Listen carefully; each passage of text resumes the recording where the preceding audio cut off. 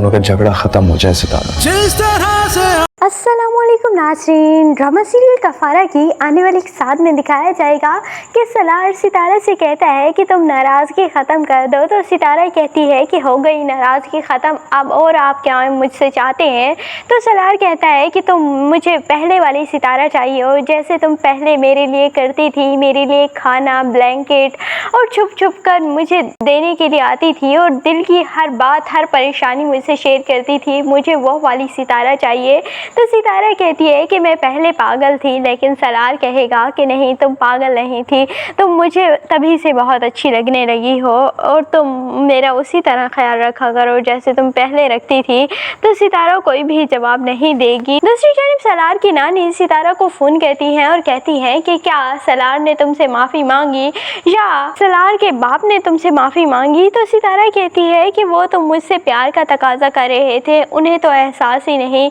कि उन्होंने कितनी बड़ी गलती की है, और जब उन्हें एहसास नहीं तो वो मुझसे माफ़ी क्यों मांगेंगे। दूसरी जानिब सलार का बाप काफ़ी ज़्यादा गुस्सा करता है अपनी बीवी पर और कहता है कि तुमने मेरी बहू को क्यों भेड़ियों के हवाले किया था और क्यों तुमने इसरार किया था कि वो सहबा के डिनर पर जाएं। तो वो कहती है कि मैंने कुछ भी नहीं, आप क्यों इतना स्टैंड ले रहे हैं सितारा के लिए। तो उसका बाप कहेगा अगर मेरे घर में कोई और लड़की भी इस तरह पनाह लेती तो मैं उसे भी इसी तरह प्रोटेक्ट करता, और फिर तो ये मेरे बेटे की बीवी है और मैं इसे क्यों नहीं प्रोटेक्ट करूँगा। और फिर ये सारी बातें सुन लेता है सलार कि ये सारी प्लानिंग उसकी माँ की थी और फिर पहले से ही सलार अपनी माँ को बिल्कुल अच्छा नहीं समझता और फिर तो वो अपनी माँ के बिल्कुल ही दुश्मन हो जाएगा और सितारा के मामले में कभी भी अपनी माँ पर ट्रस्ट नहीं कर पाएगा। सहबा सलार की माँ से कहती है कि आपके बेटे ने